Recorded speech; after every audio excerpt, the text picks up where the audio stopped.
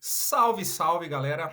Estou aqui para o vídeo de dicas da rodada de número 27. Na rodada passada, o nosso time aberto fechou com 81,30, uma boa pontuação para a rodada. É bom lembrar que esse time começou só na rodada ali 19, mais ou menos, então ele não está com uma pontuação alta no ano por causa disso.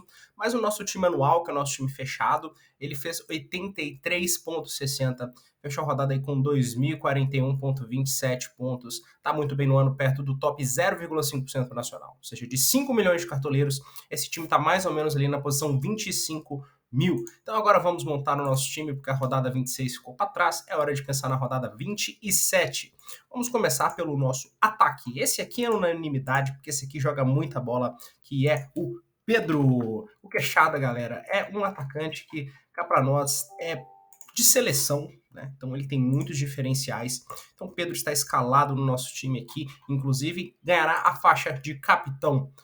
Vou fechar aqui com uma dobrinha do time do Flamengo, porque o Gabi tá finalizando demais, galera. Se a gente olhar aí as últimas pontuações, ontem no jogo contra o São Paulo, né? Não fez análise se esse jogo valesse pro Cartola. Olha só, galera. O Gabi, nesse jogo de ontem, ele teve uma pontuação aí de 4,5 sem gol, sem assistência. Então eu tô gostando das pontuações do Gabi, além de ser o batedor de pênalti do time, e como muita gente aí sabe, ele tem um bom histórico contra o Fluminense. Então são os motivos para a gente apostar em Pedro e Gabi. Vamos fechar o nosso ataque aqui com o Rony, muito acreditando no nosso líder Palmeiras, sabendo aí que o Rony é o grande diferencial do time do Palmeiras também em termos de ataque. Ele tem 9 gols, bem mais que o Dudu, que tem 4. Né? Na última rodada conseguiu uma excelente pontuação de 12 pontos, ajudou os cartoleiros, e a gente sabe que o Palmeiras é superior sim ao Santos. A gente acredita numa boa pontuação do menino Rony. Vamos recomendar outros nomes para o ataque, né? Comparado aí, analisando os jogos. Caleri não tem jeito, é artilheiro. Se ele joga, a gente recomenda, mesmo sendo um jogo fora contra o Ceará. Cano, artilheiro do Brasileiro com 15 gols, uma boas pontuações no clássico, para quem lembra aí, no clássico do primeiro turno, o Cano inclusive fez gol, tá, galera? O Fluminense perdeu de 2-1 pro Flamengo, tendo o mando de campo, mas o Cano fez o gol do Fluminense, então Cano vale. Os atacantes do Corinthians, porque para mim é um time superior do América, então tanto o Roger Guedes, mas principalmente o Yuri Alberto, que já está retomando a sua boa fase, já fez gol aí nos últimos 2 jogos, então acredito que também são jogadores com bastante potencial. Né? O Mendoza também está jogando um pouco fora de posição, mas a gente sabe que ele é um bom jogador para cartola, então confio. O próprio Dudu, que também tem um certo protagonismo no Palmeiras, menos do que o Rony, mais vale. O vice-artilheiro do brasileiro, Pedro Raul, o tirador de SG, esse aqui, principalmente fora de casa, ele tem uma média muito boa, então ele é um jogador que não sente o peso do mando. O próprio Luciano, Lucigol do São Paulo, que também consegue boas pontuações aqui, ó. No jogo contra o Flamengo ontem ele teria feito 7,3, mesmo sem gol, sem assistência. O Luciano é um jogador centralizador muito participativo. Últimas apostinhas aqui um pouco mais usadas, o Arthur, né, que está devendo bastante, mas ele volta nesse jogo e ele tem bons scouts básicos, então mesmo sem gol assistência, é bem capaz que ele passe dos 4 pontos. E aí a gente tem um probleminha, que são jogadores que estão como dúvida, tá? Eu já vou falar deles, o Hulk é um baita nome para rodada, mas no momento está como dúvida. Mas o jogo do Atlético é o jogo que abre a rodada, então a gente vai saber antes de fechar se o Hulk joga ou não. Se começar jogando, já vira um baita nome, né? Vamos falar do Tiquinho Soares e do Jefinho, que são dois jogadores do Botafogo que têm conseguido boa média básica. Então são jogadores que, mesmo sem o gol, têm conseguido pontuar acima de 5 pontos. Né? O Tiquinho tem 2 jogos, 7,20, 5,10. Busca muito jogo, finaliza muito.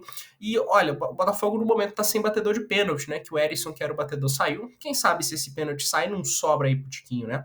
E como eu disse, o Jefinho também, menino muito bom de bola. Aí raramente faz pontuações abaixo de 4 pontos, mesmo sem precisar de gols, sem assistência. Então é um baita nome, tá, galera? Tem mais nomes para rodada, para mim tem jogos mais complicados, fica mais difícil escalar eles por causa disso, né? Então são jogos mais incertos, é por isso que a gente vai ficar só nesse. Mas aí, como eu falei para vocês, tem os atacantes que estão como dúvida, e aí para mim a grande dúvida aí com certeza é o Hulk, né, galera? Também aqui no ataque do Inter, o Inter tem um jogo que pode sair um golzinho aí, Pedro Henrique e o Wanderson são bons nomes sim, além, lógico, do alemão. Mas a gente vai fechar com o nosso ataque aqui com Gabi, Rony e Pedro. E agora a gente vai para o nosso meio de campo. Então a gente começa fechando aqui com a Arrasca. Se ele joga, ele tem que estar no time, galera.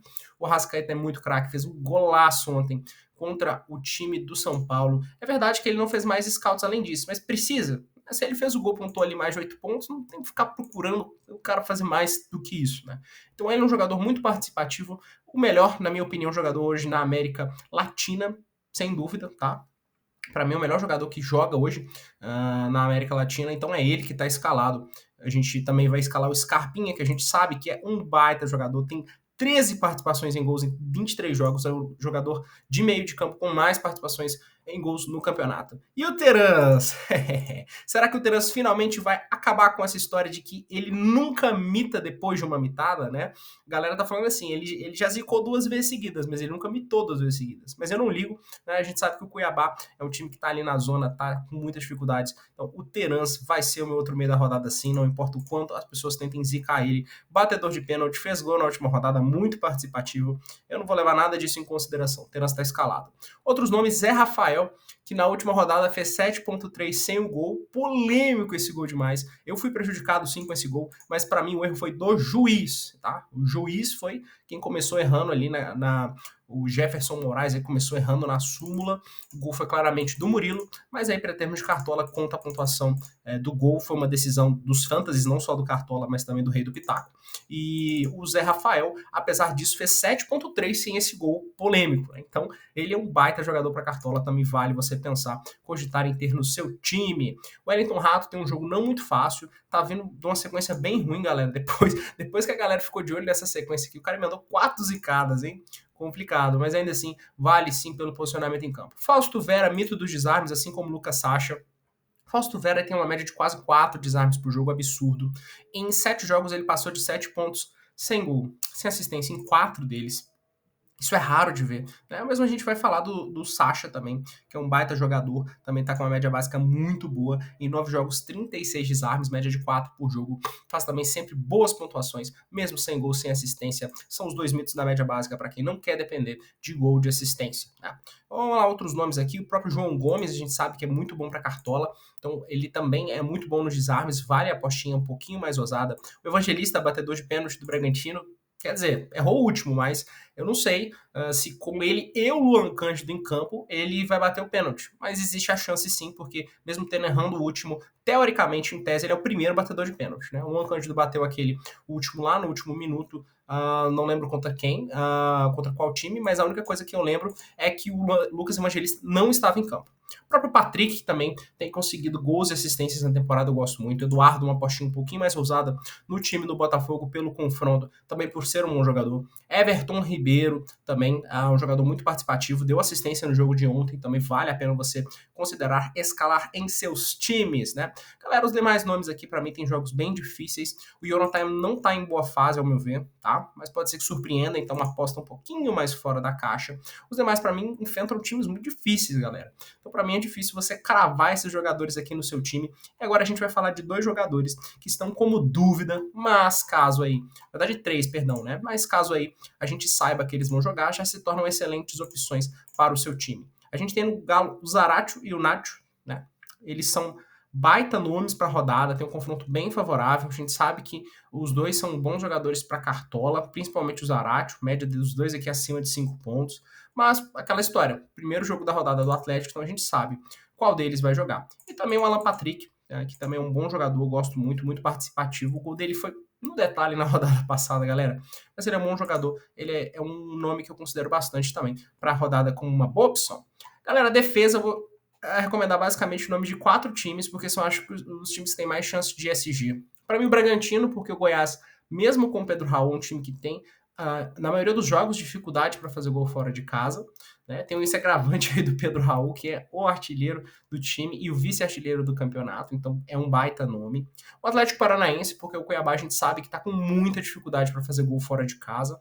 Isso, no final das contas, contribui, além de tudo, o fato de que o Atlético, no sintético, no seu próprio estádio, tem diferenciais. E o Palmeiras, porque é o grande conquistador de SG do campeonato, mesmo não vindo numa boa fase recente de conquistar SG, a gente sabe que a mesma defesa que conquistou vários SGs é a que vai entrar em campo no jogo contra o Santos. Então, a fase do SG do Palmeiras não é boa, mas a gente acredita muito no histórico e nos jogadores, e também no primeiro turno, mesmo na Vila Belmiro, o Palmeiras conseguiu esse SG. Né? Então, é por isso que a gente vai priorizar jogadores desses times, e para mim o SG um pouquinho mais ousado do Botafogo, nem dá para chamar de ousado, porque o Botafogo também tem um histórico bom de SGs em casa recente, e o Curitiba é um time com dificuldade fora, um time que tem só 2 pontos feitos fora de casa. É muito difícil esse time do Curitiba jogando fora, tá sofrendo demais. Então a gente começa escalando os laterais, que na nossa opinião são aqueles que têm mais potencial na rodada. O Luan Cândido, esse aqui a gente sabe que é mito, lateral com 7 gols e 2 assistências em 20 jogos, um dos batedores de pênalti do Bragantino. Então o Luan Cândido tem vários diferenciais, não é só o SG. Inclusive, eu acho que quem escala Luan Cândido e Pedro Raul no time não tá maluco. Teve uma rodada aí que o pessoal falou muito do Luan Cândido com o Elton Rato, se eu não estou enganado, e os dois passaram de 8 pontos. Loucura. Um enfrentou o outro, os dois passaram de 8 pontos. A gente vai fechar nossa lateral com o Marcos Rocha, porque a gente sabe que é um baita jogador, e nesse confronto contra o Santos, a gente também acredita no SG e que o Marcos Rocha possa fazer mais, né? Tem que ficar muito esperto aí com a escalação do Santos, porque caso o Santos venha aí, dependendo da formação, vai vir com jogadores que perdem mais bola pro lado do Piquerez. Que para mim, lógico, também fica aí com uma grande dúvida da rodada. Piquerez ou Marcos Rocha, hein? Eu inicialmente vou de Marcos Rocha, mas eu gosto muito do Piquerez. Principalmente se o Santos entrar ali e começar com o Ângelo, que perde muita bola ali pro lado do Piquerez, também vale você pensar. Outros nomes para lateral, claro, tem que ser nomes desses times que eu falei. Vou recomendar o Marçal. O Marçal do Botafogo enfrenta ali um lado do Coxa, cara, que cede muito ponto para lateral do lado do Marçal. Então anotem esse nome aí. Marçal tem grandes chances de ser um dos grandes diferenciais da rodada. Também vou recomendar Abner Vinícius, do Atlético, por causa do jogo. Né? O jogo contra o Cuiabá é bem favorável. Outro nome que eu vou recomendar é Fábio Santos. Tá? Por quê? Porque a gente sabe que o América é um time que já cedeu uma quantidade boa de SGs no campeonato. E o Fábio Santos bate pênalti. Então, baita diferencial, né, galera? Um lateral que bate pênalti tem chances de SG.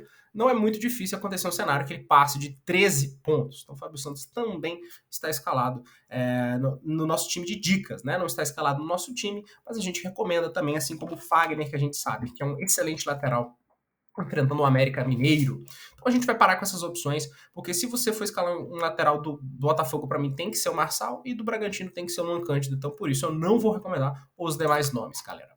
Vamos para a zaga aqui. Gustavo Gomes tem que estar escalado, zagueiro artilheiro. Na temporada tem 9 gols, no Brasileiro 7. Então tem que ter. Ele fez gol no Santos, inclusive, no primeiro turno. Então o Gustavo Gomes vai entrar no nosso time com toda certeza. A gente fecha com o Pedro Henrique, o zagueiro desarmador. É muito difícil um zagueiro que desarme tanto igual o Pedro Henrique, né, galera? Tem boas pontuações, boa média, 46 desarmes em 20 jogos, então é aquele zagueiro que pelo menos 3 pontos ele faz mesmo sem o SG, né? Então a gente confia, além de tudo, no SG, então a gente confia que o Pedro Henrique é um zagueiro que pode facilmente passar dos 8 pontos, caso pegue o SG. Né? Outras recomendações vão ser dos times, como eu falei, né, times que têm essa chance de SG. O Murilo, que na rodada passada moralmente fez 12 pontos, né, mas teve toda aquela polêmica do gol, então fechou aqui com 4. Um ótimo zagueiro, principalmente na bola aérea, o último jogo que o diga. Né? Thiago Heleno também, um nome importante, também acho que para esse jogo ele tem um confronto favorável. O próprio Cuesta também não dá para deixar de fora. A gente sabe que é um zagueiro com uma sequência muito boa de boas pontuações, um dos melhores que nós temos para Cartola no momento. Não só por scouts básicos, mas a gente sabe que o Cuesta ele tem muita força para desarmar, para às vezes aparecer ele como surpresa, dar uma assistência, além de, lógico, o jogo do Botafogo ser um jogo favorável para o SG. E lógico, os zagueiros do Corinthians também, Balbuena e Gil. Tá, galera? Por último, recomendo aí com um pouco de atenção, porque esse SG do Bragantino, para mim, não é tão sólido. Tem muito risco ali do Pedro Raul furar. O Luan Cândido a gente escala não é pelo SG necessariamente, né? Então a gente tem aí o Natan, zagueiro do Bragantino, e também, lógico, o Léo Ortiz, né? Se a gente recomenda um, a gente recomenda o outro. Não tem como recomendar só um deles, a dupla com bastante potencial. Goleiro, então a gente não vai fugir muito dos times que a gente recomendou. Vamos fechar aqui com. Na verdade, a gente vai fechar. A gente poderia fechar com o Everton, né? Nesse time aqui. A gente poderia triplicar o Palmeiras.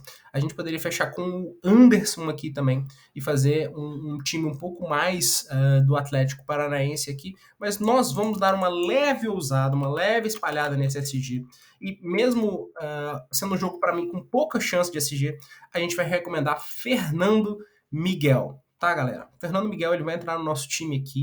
Ele é um baita nome, um baita goleiro, e as últimas pontuações dele podem não ter ajudado, porque ele perdeu o SG, mas a gente confia sim, apesar do Juventude ser um time que nem sempre cede SG fora de casa, tirou o SG do Palmeiras na última rodada para decepção de todos os cartoleiros, mas a gente acredita no potencial do Fortaleza. Inclusive, galera, apesar de não recomendar os zagueiros do Fortaleza, eu recomendo muito os laterais do Fortaleza. Tava esquecendo mesmo, galera. Eu esqueci de recomendar, mas é porque não é por causa do SG, né? Então, tanto o Brites quanto o Capixaba, a gente recomenda aqui muito pelas pontuações além do SG, porque a média básica do Juninho Capixaba é absurda.